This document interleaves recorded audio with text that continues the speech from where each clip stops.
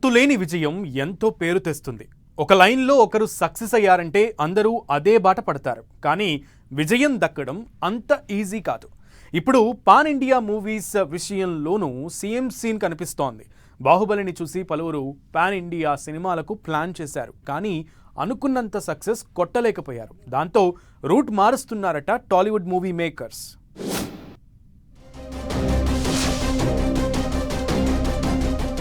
Cinema industry అంటేనే success మీదే depend అయి ఉంటుంది. కానీ భారీ బడ్జెట్ పెట్టి మూవీ తీస్తే తీరా బాక్స్ ఆఫీస్ దగ్గర బోల్తా కొట్టిందనుకో ఇక పిసుక్కోవడమే.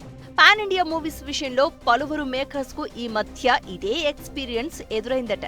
దాంతో పెద్ద సినిమాల ప్రస్తావన వస్తే వద్దు బాబోయ్ అంటున్నారట పలువురు నిర్మాతలు. ఇక నుంచి మీడియం రేంజ్ బడ్జెట్ తో మూవీస్ కి ప్లాన్ చేస్తున్నారట. బాహుబలి సినిమాతో టాలీవుడ్ నుంచి రిలీజ్ అవుతున్న ప్రతి 10 సినిమాల్లో 7-8 పాన్ ఇండియా మూవీస్ పేరుతోనే వస్తున్నాయి.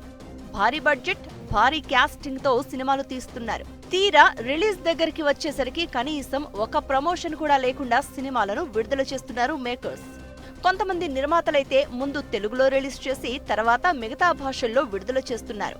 పేరుకు పాన్ ఇండియా మూవీ అంటూ టికెట్ల రేట్లు పెంచుకుంటున్నప్పటికీ ఆఖరికి తెలుగులో అనుకున్నంత సక్సెస్ సాధించక ఇబ్బంది పడుతున్నారు. బాక్సాఫీస్ దగ్గర బోల్తా పడడమే కాదు, పబ్లిక్ గా తమ ఇమేజ్ డ్యామేజ్ అవుతూ ఉండడంతో అలర్ట్ అవుతున్నారట మేకర్స్. ఇక నుంచి పాన్ ఇండియా సినిమాల జోలికి వెళ్లొద్దని అనుకుంటున్నారట. చిన్న, మీడియం రేంజ్ సినిమాలు తీసి రిలీజ్ చేయాలని ప్లాన్ చేస్తున్నారట. కొన్నాళ్ల పాటు పాన్ ఇండియా సబ్జెక్టుకు దూరంగా ఉండాలని భావిస్తున్నారట. చిన్న, మీడియం రేంజ్ సినిమాలంటే సంక్రాంతికి వస్తున్న మూవీని ఎగ్జాంపుల్ గా చూపిస్తున్నారు. 59 కోట్లతో తీసిన సంక్రాంతికి వస్తున్న రీజనల్ సినిమాగా వచ్చి వరల్డ్ వైడ్ గా ఇప్పటి వరకు 303 కోట్ల గ్రాస్ వసూళ్లు చేసింది అంటున్నారు. ఇలా తక్కువ బడ్జెట్ తో సినిమాలు నిర్మించడమే బెటర్ అని భావిస్తున్నారట నిర్మాతలు. ఈ మార్పు ఎంతవరకు సక్సెస్ కు బాటలు వేస్తుందో చూడాలి మరి.